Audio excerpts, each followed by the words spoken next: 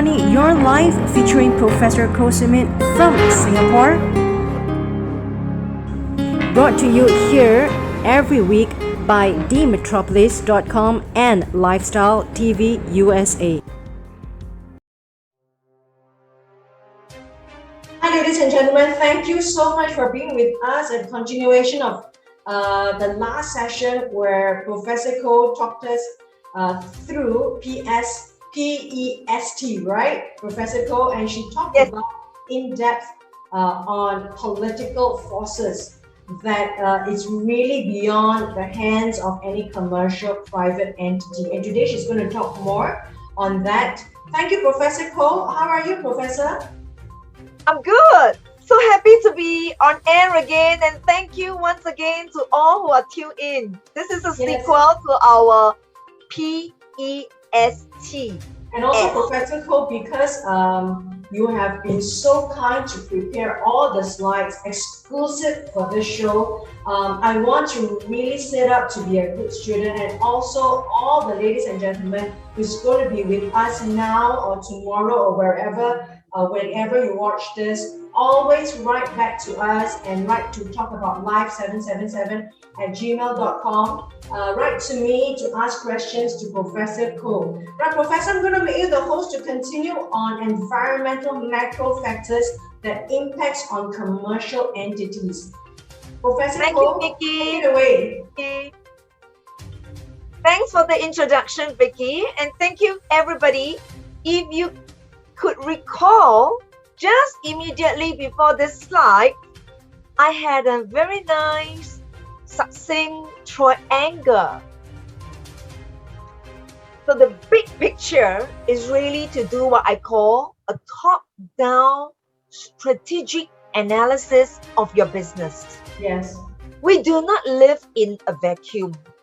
All companies live in what I call an industry. There are many, many companies here. CO to represent one company. So there's one company here, one company there, many competitors. But above all, it is actually the macroeconomic factors in the environment within the country that we are talking about that really experience and have what I call an impact on the companies, be it MNC or SME. So in this world of volatile, uncertain, complex, and ambiguous factors that is affecting us daily, we cannot put aside all these risks and pretend nothing, exists. In fact, we should embrace the change and respond to the change. That's where our creativity, our resilience, and perseverance, what I call crisis quotient. It goes beyond IQ, intelligence quotient, beyond crisis quotient. I love that, Professor Ko. I think you should trademark that. I'm trying to resist your interruption. We used to talk about EQ and AQ, adversity quotient, but the crisis, and it coincides with COVID-19 is something you cannot avoid. It's really a CQ. Yeah. And yesterday, or the previous session, we talked about political risk. It really has a very far-reaching effect on all the businesses. And it varies from which country. If you are now doing business in Myanmar, it has its own set of challenges. Yes. If you are in Afghanistan, that is another super challenging environment to live in, right? But beyond that, let's say we take it to Singapore, whereby we know that we are also equally affected by the volatility and the fluctuation of interest rates. That has an impact on business, that's for sure. What is the impact?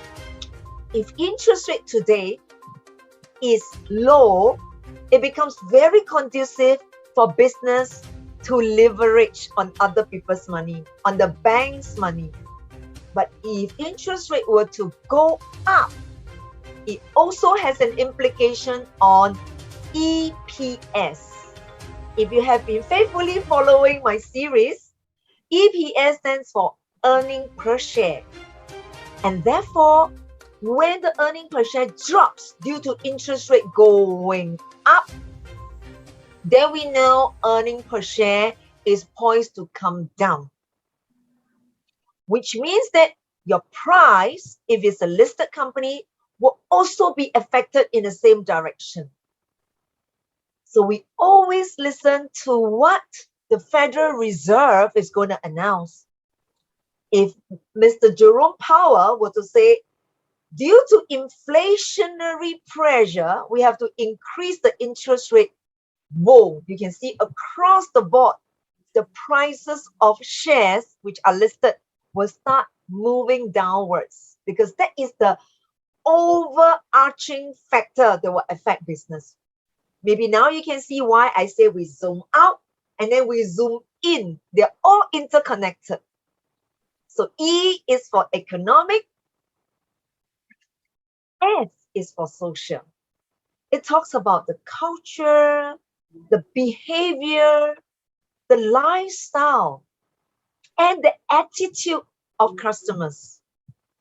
Now, Vicky's analogy of a small, medium enterprise, somebody with just $10,000 wanting to do business, they really have to do their homework, because social factors affect retail business to a very big extent. Consumers are so aware of this current situation. Their propensity to spend money becomes lower, and therefore we have to know, what do they like? They are more wary of every dollar and cent that they are spending on your products. So understanding the social change, their likings and their dislike, means that we got to respond very fast. We got to know that if the millennial generation, we call them the Generation Z, or maybe even Gen Alpha, the children of our children. All right, it's the next generation. They love to do things at the click of their fingers. They don't let their legs walk to retail malls only. They prefer to let their fingers walk, because they're furiously typing away, deciding what to buy. So if we can understand Yes. the thoughts, then we know how to use our technology. So this is the second last factor in the environment, which is the technological change. It goes beyond just e-commerce.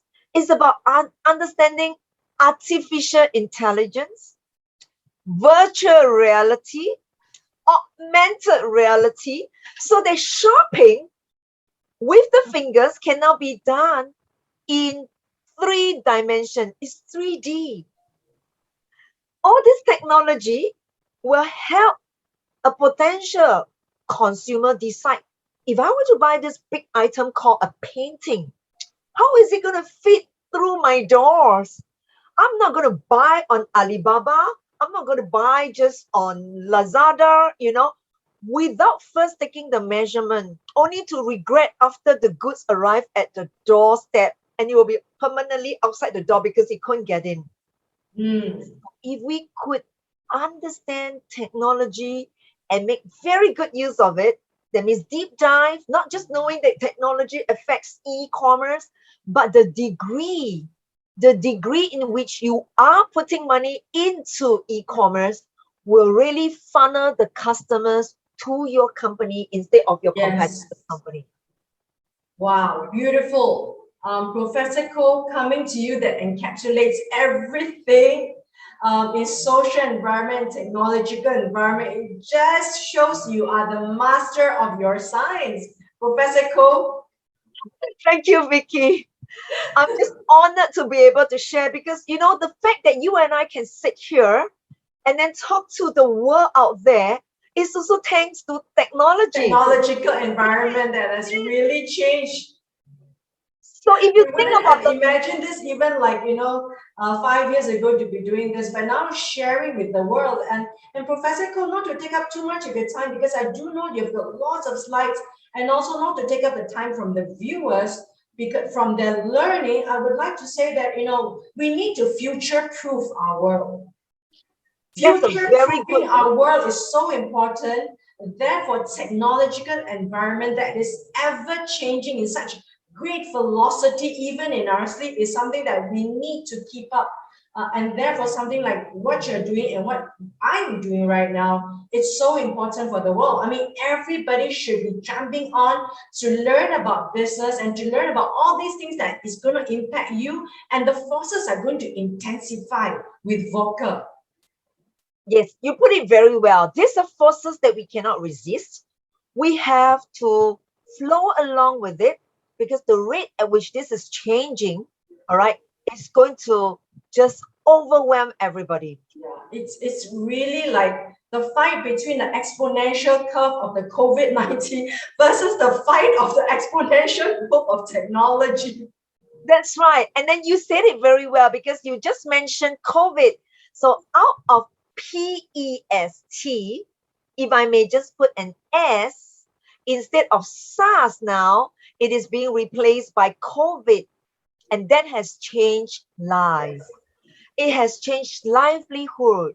We are not, none of us are spared, whether you are a SME or you are a multinational company. We are all at the mercy. Everybody is back to square one, alternate Yes. delete control. Yeah. So COVID has actually brought up this new dimension called new normal. Yes. And we really have to adapt to the new normal. Professor Ko, I'm so fascinated with slide 8. Would you like to pull up slide 8 again? Sure. Are you referring to this one? No, further down.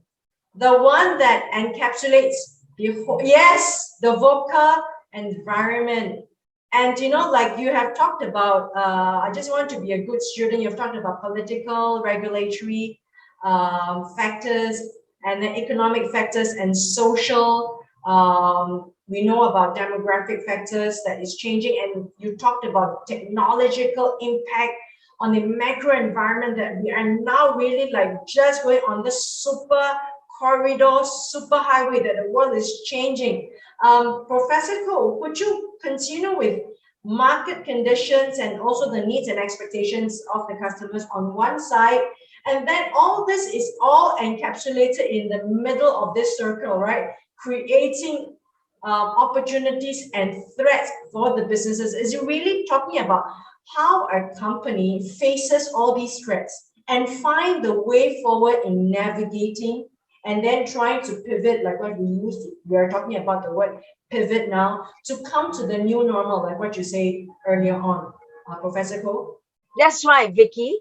If you look at this circle in the center, just as the tourism industry is facing the threat because of COVID-19 pandemic, at the same time, technological-based companies like Zoom has never been better until 2020 and 2021. Yes. And it's the opportunity that a different industry Yes.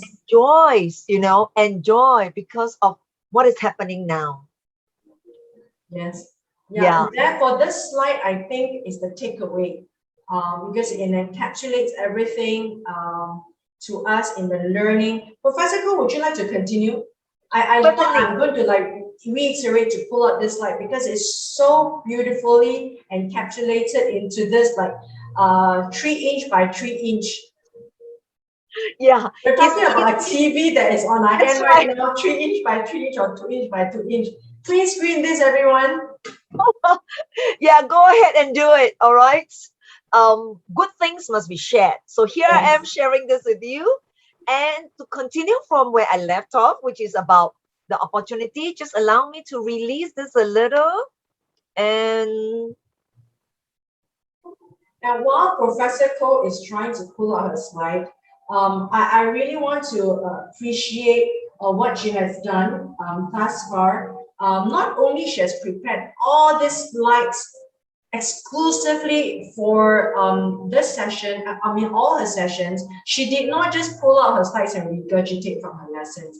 It's actually made to tailor to the Main Street businesses and Main Street understanding. So anyone who comes in at any point in time, she has made it so easy for us to understand. This is not an MBA class that you can have to take a degree, but you can actually sit in for you to understand and apply it to your assessment of your environment, whether as an SME, whether you're going to a business, whether you're an entrepreneur, or whether you're a professional, and also to reshare all these videos, Professor Ko. Thank you, Professor Ko.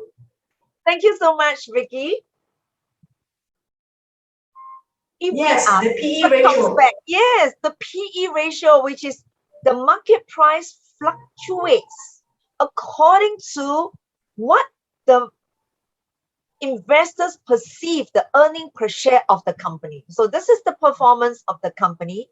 Now, if there is a common acceptable PE ratio for a company A, where the price was initially trading at $1.50 based on its historical earning per share, but when there is an outside force called PEST, whereby out of PEST, if the economic factor, such as interest rate, is going to drag down the performance of a company financially, instead of what you saw just now, which is 15 cents per share, if the predicted future earning is going to drop to 10 cents per share, then assuming the PE ratio for this industry, for this company holds unchanged at 10 times, as you can see from the previous slide, then we know the price, we call them the market price, will be sliding down towards $1. A downward pressure. Yes, so this is the cascading effect that a company faces. The pressure due to the outside forces is going to have a direct effect on your performance financially. Very clear, Professor Ko. Yes, all these things are so applicable, particularly now we're talking about companies, for example, a brick and mortar company that has not pivoted. Can you imagine the pressure it has as opposed to another company that is already online and have a presence online and is trying to reinvent itself? So there is always a pressure on you because the environmental factors have already changed, the competition has already changed, and consumers' expectations, like what you say in the slide above, the consumers' expectations have already changed. When the consumer's expectation change under social, which varies, from culture to culture, from country to country, we really have to adapt. Yes. If we don't adapt, we will be still reading what I call Financial Times when everybody is reading Reddit. People are trading on Robinhood platform. Wow. We're trading on Moomoo, on Tiger platform. You're not moving with the times. Yeah. Outdated. Yes. So these are real forces which prevails, like it or not, whether you're sleeping or you're awake, it is already there. And when you wake up in the morning, lo and behold, you get a shock of your life, a root shock. when the technology you used yesterday was just made obsolete with the passing of one day. Yeah, and Professor Ko, you put it so aptly. Even when we're sleeping, the world is just moving forward. It's just going through this 360 degrees, spinning and spinning and spinning with new technology that is coming up. So here, to recap, the impact of the external force really can change what we call the price of a share in the market.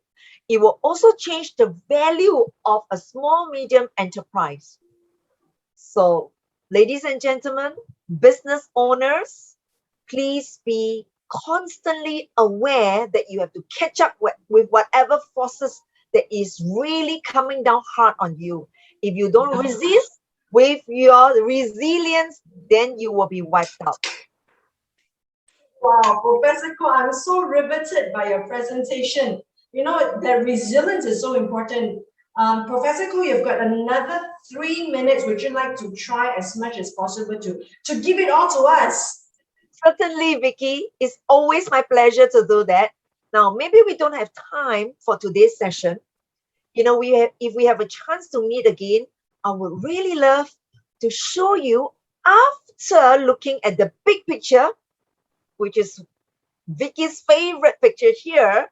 You now know that when you do business with the outside world, you have to bear in mind that the condition actually becomes the overriding factor. So I'm going to show you where conditions position itself in Yes. this 5 C's of credit Yes. analysis. Now, this will be another topic altogether because I can spend sessions and sessions talking about each of the 5 C's. And you would notice this is not in any order of importance. In fact, I would like to give this one double star. The rest of them has got 1 star, 1 star, 1 star. This one has 2 stars. And the character, which is the management and key man, would also deserve 2 stars. So, Professor, this is another trailer to what's to come, and I'm so excited. I can't believe, Professor Ko, you've made classes so riveting, and I really urge all viewers to share and reshare these videos because Professor Ko has actually been so kind, and through her 30 years of presentation in classes and for the Forbes and the Fortune 500 corporations and listed companies, and she's such a well sought after corporate trainer and corporate consultant. She has actually been so kind to present all these knowledge free, available in the public domain for the Main Street people like yourselves, wherever you are. And you can always find this on Lifestyle TV USA, on my podcast, and on all podcast catchers in 35 countries, on 15 platforms, on iHeartRadio, Apple Podcasts, Google Podcasts, Spotify, Amazon, and also on Anchor.fm,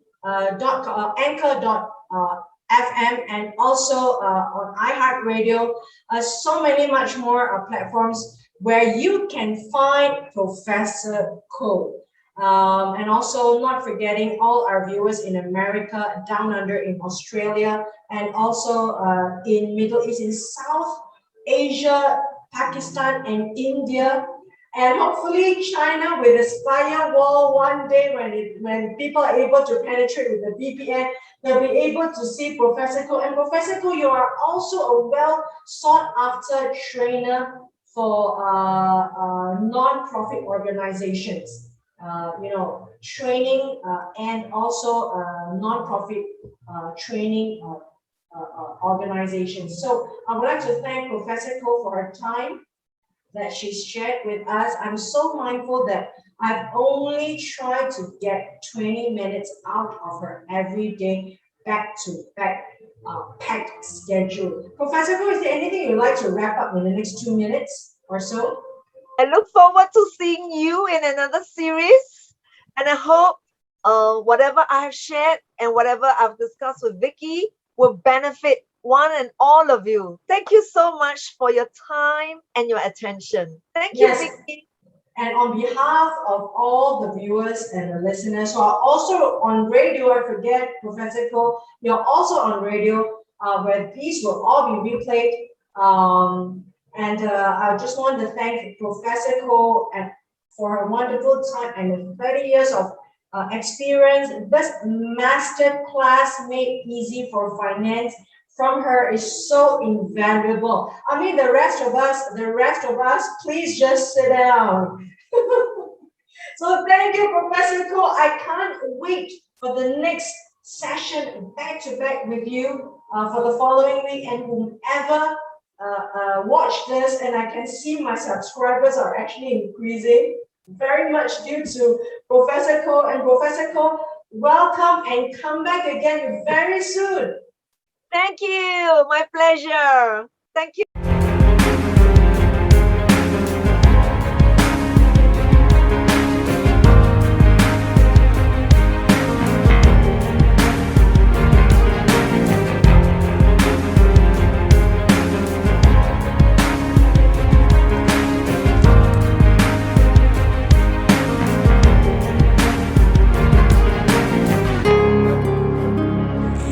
Money Your Life featuring Professor Koh-Simit from Singapore.